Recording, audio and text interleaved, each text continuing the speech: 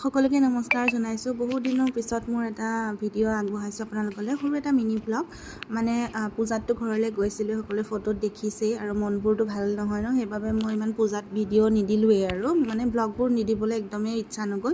তাৰপিছতে পূজাত ঘৰৰ পৰা আহিলোঁ, অহাৰ এদিন পিছতে গম পাইছোঁ যে মানুহজনৰ নগাঁৱত ট্ৰেইনিং এটা পৰিছে, গতিকে ঘৰলৈ আহিলোঁ। এয়া ৰাতিপুৱা ভাগতে তেওঁ সকলোবোৰ যোগাৰ কৰি দিছোঁ, আৰু মায়ে অকণমান ৰাতিপুৱাতে পোলাও বনাই দিলে, আৰু ৰাতিৰ মাংস আছিলে, সেয়াই মাংস দি পেলাই তেওঁক খোৱালোঁ, আৰু লগতে আমিও গোটেইকেইটাই বহি পেলাই ৰাতিপুৱা ব্ৰেকফাষ্ট হিচাপে এয়া পোলাও আৰু মাংসকে খালোঁ ৰাতিপুৱা সময়ত।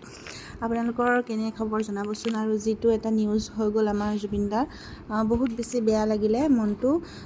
মানে কি ক'ম, আৰু লগত থকা মানুহবিলাকে যেতিয়া ইমান বিশ্বাসঘাতকতা কৰে নহয়, তেতিয়া মানে গম পোৱা যায় আৰু আচল মানে মানুহৰ জীৱনত মানে লগৰীয়া হওক, পৰিয়ালৰ মানুহেই হওক, মানে কাকো বিশ্বাস কৰিব নোৱাৰি।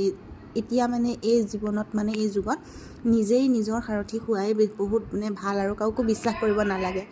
তাৰপিছত এয়া ল'ৰাটো দিনত অকণমান গৰম পানী দি মুখ হাত ধুৱাই দিওঁ বুলি ভাবিলোঁ, যিহেতু তাৰ চৰ্দি, কিন্তু সি গোটেই পানীখিনি গাতে ঢালি ল'লে। তাৰপিছত এয়া কাপোৰ কানি পিন্ধাই কৰি তাক ধুনীয়াকৈ মোবাইলটো অকণমান চাওঁ ক'লে দিলোঁ, আৰু এয়া দুপৰীয়া সাজ একদম চিম্পুলকৈ তাকো অকণমান খোৱালোঁ, আৰু লগতে আমিও মই ঘৰত আছিলোঁ, আৰু মানুহজন ট্ৰেইনিঙতে গ'ল, গতিকে আমি এয়া খালোঁ। আপোনালোকলৈ এটা সৰু মিনি ব্লগ আগবঢ়ালোঁ, কেনে পালে চাই পেলাই জনাব।